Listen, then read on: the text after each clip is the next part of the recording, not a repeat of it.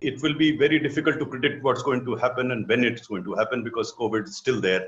We still don't know whether after 3rd of May it will be opened up.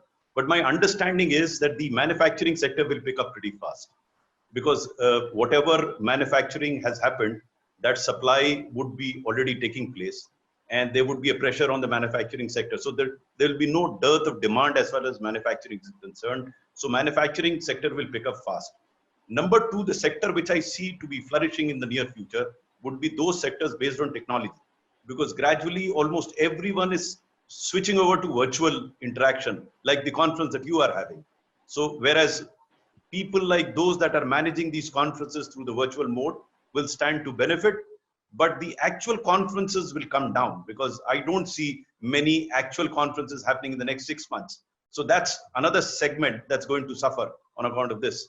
Similarly, I think the entertainment industry, the movies, the restaurants, the tourists, all this is going to suffer. These are sectors that are going to face a lot of problems because, again, even though COVID scare may go away after a couple of months, people will still be scared of going around and moving in public. So these are the sectors that are going to be adversely affected. But the positive part could be the manufacturing sector. And I see the biggest positive that is coming out is what is happening in China. I hear noises about other countries moving out of China. Now, the question is, are we preparing ourselves to house such industry that's likely to move out of China? My hunch is many industries, manufacturing units are going to move out to India, creating huge, huge opportunities for us. So there are indeed a lot of opportunities that are going to become available once the crisis gets over. It's a question of how you look at it. Some of us are feeling very depressed that the economy may tank. Yes, there is going to be some adverse impact on the economy, but I think the country is resilient enough to pick up on what is happening. The focus has to be in terms of making these activities easier by the government, and the government is already at it, to see how do we take care of the existing issues that have emerged. For example, the cash problem that most of the industry has at this point in time, people do not have, and the worst impacted people are going to be people who are daily wage workers. You can already see that. So once this crisis gets over, if the government gets its acts in place, which I believe they are trying to make one, they should be able to get the momentum going. Though, of course, it will take some time for us to come back to where we were earlier. You know, I would be really doing injustice if I'm not taking the calls and other things, because people are pouring the questions on WhatsApp as well. Well, this question comes from Nirali Dagli, who is the principal of Career School, that how sustainable is the virtual teaching in India at the present scenario and in future? See, when you say India, you are taking India as a monolithic whole, which it isn't. If you look at the India of the urban sector, if you look at the India where internet connectivity is good, I think technology is going to be a game changer in education.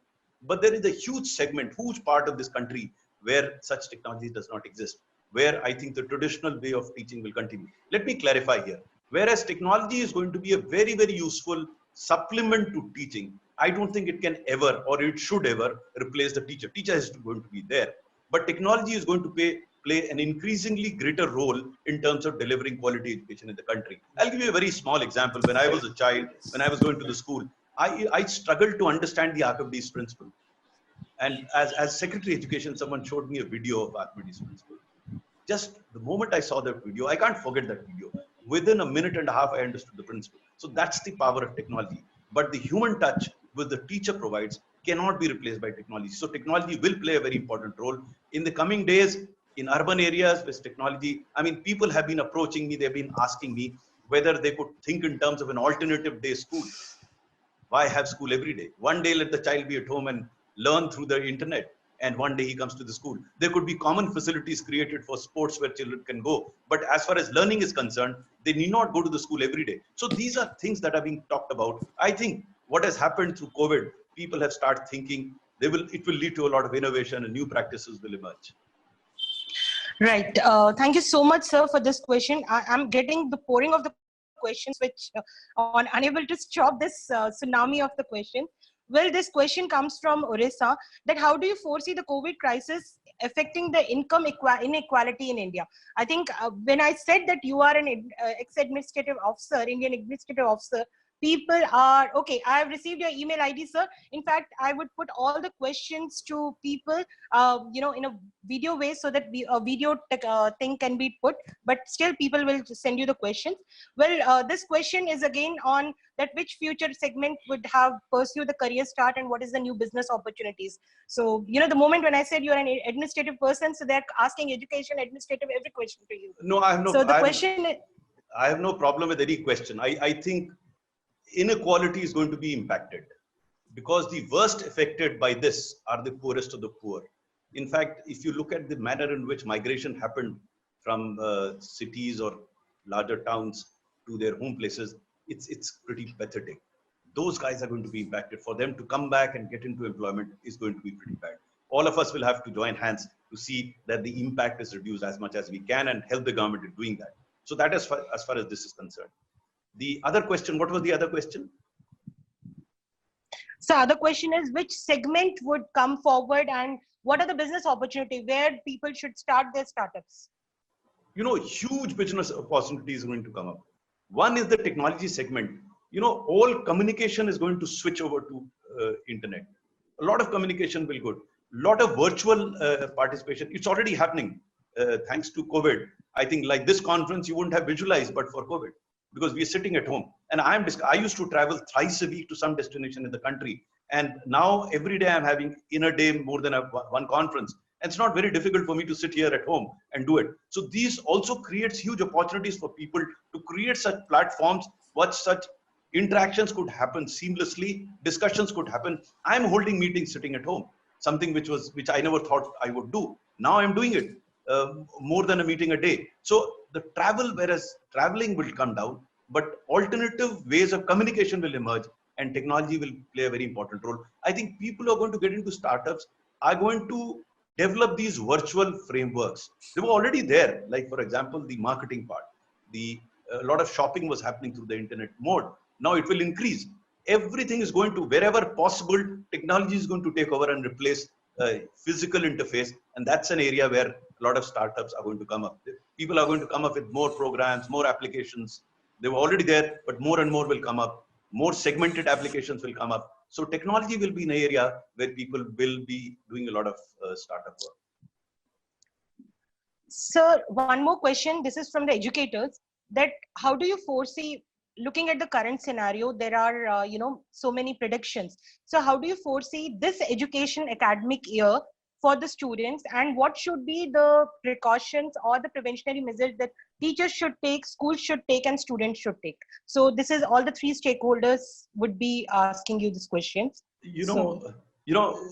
First and the foremost thing at this point in time, and I had been advising a lot of teachers and principals all over the country, get engaged with the children, engage with them whichever way, however, virtually, on phone, where you do not have internet, talk to children on phone at least once in a while.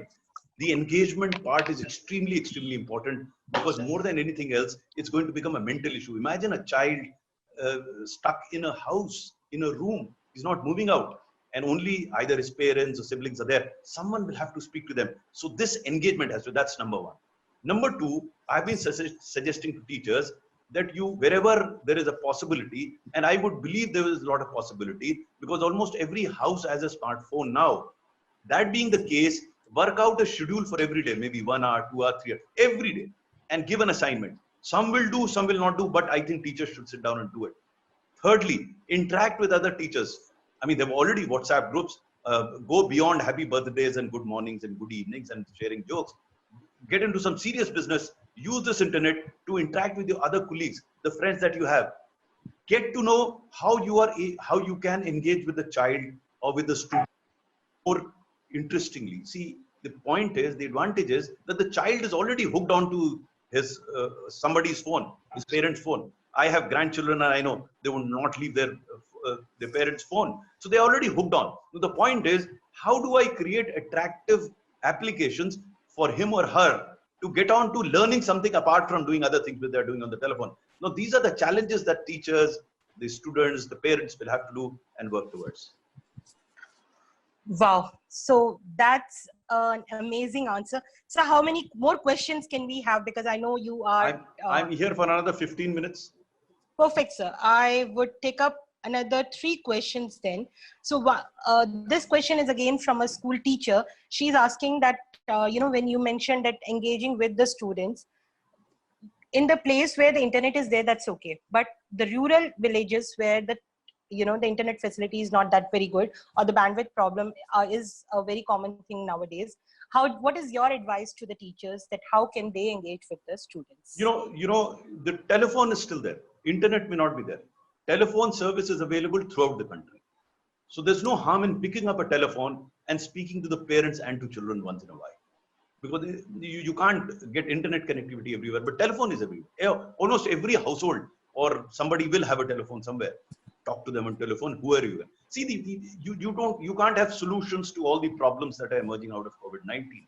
What we should try and do is whatever we can, we should. I mean, I'm a great believer in not, worrying over issues over which I have no control. They're beyond me. I can't do much about it. But am I doing what I can in the given set of circumstances? That's the primary question. I'm not sure each one of us is doing that. We need to do that. Once we do that, let's see what comes next if the situation is still evolving. Perfect. This question comes on AI, that how AI is going to transform the business and the new job opportunities. And is there any threat to the teachers? This is one question again from one of the rural place, and they're asking that since technology is taking too much and we are also taking some time to imbibe with the technology, as you rightly said, we will put forward that the telephone is already there, but is there any threat because AI will take over now? And in one of the prediction in McKinsey, by 2030, it was said that robots will replace human being in certain sectors, whereas this pandemic has actually done that. So if you can answer that question. Talking of McKinsey, I did a very small research to ascertain how many of their predictions have come true. So let's not get too hassled about McKinsey. Let's do what we have to do. Let McKinsey do its job. They are big people, for big things. No one questions them when what they predict doesn't happen. No one, in fact, has looked into all the predictions made by so-called economists and McKinsey. Let's not bother about these big people. Let's get down to what we can and we should do. And we can and we should do a lot. Let me very clearly tell you, I don't see technology as a threat to teachers at all. In fact, if anything, it's going to empower the teachers further. Because without that hint of this, I've been interacting with a lot of school leaders, school owners, and everyone feels that the human touch cannot be replaced. Everyone says that. What technology will do and is already doing is further empower and enable the teacher to deliver quality education. The problem in this country is not teachers or the students. Problem was the quality of education that needed to be delivered. And that's where technology can play a very important role. My reading is very clear. I don't think any teacher needs to be feeling threatened about it. I think if a teacher is grossly incompetent, then of course he or she should feel threatened. But most of the teachers that I've come across, extremely competent, most of them, they are using technology. They're increasingly using technology. They're increasingly feeling empowered. And that's what, if threat there is any to the teachers, it may come from some other quarters, but certainly not from technology. In my understanding of technology is, it's going to empower the teachers. Very well said. Sir, this question is from a prospective student who wants to actually do B.Ed and, go into the education side. So she's asking whether the coronavirus or the technology things are going to change the curriculum of the education system also, that how to teach education. See, curriculum is something which needs to evolve, has been evolving, will continue to evolve. I don't think curriculum that was there in the later part of the 20th century would be the curriculum today. It should not be, because the world is changing, so curriculum has to change. So curriculum will certainly change, and whoever is planning to set up a B.Ed or whatever college will have to tune the curriculum according to the needs of that particular time. You cannot say that a particular curriculum existed 20 years ago, the same curriculum will run there. It should not, in fact, should not run. So I don't think they have to be really bothered about the curriculum part. They have to attune their own curriculum on the basis of the requirement of that particular period of time. As far as B.Ed is concerned, I did, again, as Secretary of Education, went into the details of it. I think that's the most pathetic part of our education system. Out of the 16,000 B.Ed colleges that we have, 4,000 of them actually do not exist or exist just in name, and they give degrees. So that's an area that will take a whole hour or 2 hours for me to explain. But we would require quality B.Ed and tailored colleges for quality teachers to come out of it. I'm glad if somebody is thinking in terms of a B.Ed college, let them work towards a quality B.Ed colleges. We do require good and competent teachers to come out of it. Okay, this is question that how well prepared should an individual be for an upcoming situation for the loss of jobs, weak appraisal, and rising incoming inequality? See, let me look at it from a slightly different perspective for everyone. In any situation, there are aspects to that situation which are beyond your control. So we can have an academic discussion on what's going to happen or will happen. My contention to everybody who I am speaking to is, don't bother about issues over which you have no control whatsoever. No, COVID has happened. You couldn't do much about it. It's happened. How do you strengthen yourself? How do you prepare yourself for the existing scenario and post-COVID scenario? How do you do that? Let me tell it in the context of a student. And that's very important. The student can't do much about COVID, it has happened, but he can do a lot to himself. He can make the best use of the time available. I'm so glad this speaker before me, the one before Brigadier, he spoke very well about the soft skills. I think this is the period where you can actually develop those soft skills. What are those soft skills? Number one, improve your communication skills. They can be improved. There are tools available today, and students should focus on communication skills. Number two, increase your awareness. You can read a lot, you can learn a lot. Fortunately, you don't have to go out to learn. So much is available on the net. Develop that inquisitiveness. Develop that, that you should be questioning things. That's where you develop your logic. Now, these are soft skills that this is the time for them to develop. The parents that I've been speaking to, the teachers that I'm speaking to, I've been telling them maths, physics, chemistry, they will learn. But these soft skills, no one focuses on them. This is the time to focus. So evolve as a better individual, evolve as a better equipped individual. Whatever be the situation, you don't have any control over the situation. You have enormous control over yourself. Evolve individually as a much more competent person to be prepared to face a situation over which you have no control. So you'll be better prepared. So that is as far as the children are concerned. As far as the teachers are concerned, this is something, a period for them to reflect, to engage with students, as I said earlier, keep engaging with them, to engage with other teachers, and try and see what they can do in the given set of circumstances.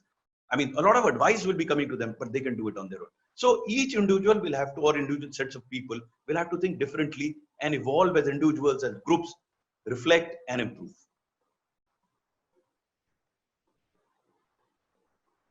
Now, this is from Ghansham Sanset. Which things are important to learn to teachers in future to provide a better education? I think you have answered, but if you can just summarize it. You know, what I've been repeatedly saying is, I think most of the teachers know what they're teaching. The problem is that at the receiving level, that is at the child sometimes does not get attentive enough to learn what he's supposed to learn. That's where the art of a teacher is, to make the presentation or the talk so attractive for a child to feel attracted, to learn. So that's the beauty. That's something, these are the skills that the teacher has to develop. And here technology can be a great enabler. The example that I gave of the video on Archimedes principle was precisely that. It's not that teachers at that point in time were not so good. They were very good. But at that point in time, they didn't have the tools to make what they were telling attractive enough for the child to absorb what was being told to him. Today, you have that technology. To that, you can make education extremely, extremely attractive, extremely, extremely interesting for a child to learn.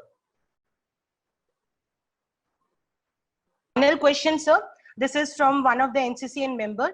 That what is the role now, the new role of career counselor or career coaches, looking at the present scenario? Because everything is now internet based. So will they have to go behind the internet, or they have to come online and start doing the coaching? If you can just give us an advice for the NCCN members. You know, my suggestion to you would be, much of your advice is dependent on what the individual is. Your understanding of that particular individual you advise is extremely important, because his likes, dislikes, inclinations, aptitude, attitude has to be understood before he's advised on what to do. Because every parent would want his child to become a doctor or an engineer or a civil servant, somewhere there. And they would push the child there.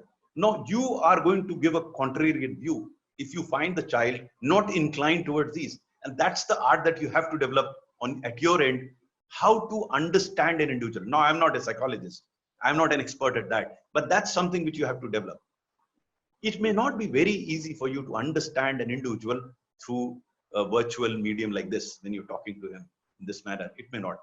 Because a lot of body language, a lot of expressions, a lot of the volume, the manner in which it's told gets lost in this virtual space. So as far as you're concerned, and if the parents really want their children to be guided, it has to be physical one-on-one discussion. General discussions are okay, but if you are advising a single individual, you have to talk at length to understand that individual very clearly. Some data can become available through the net. They will fill in those forms, they will give you. But much more comes as you interact with the person individually. I have done that not as a professional, but people do come to me on advice as to what to do, how to do. I insist that apart from the data that you give me, I have to have a one-to-one chat with the person.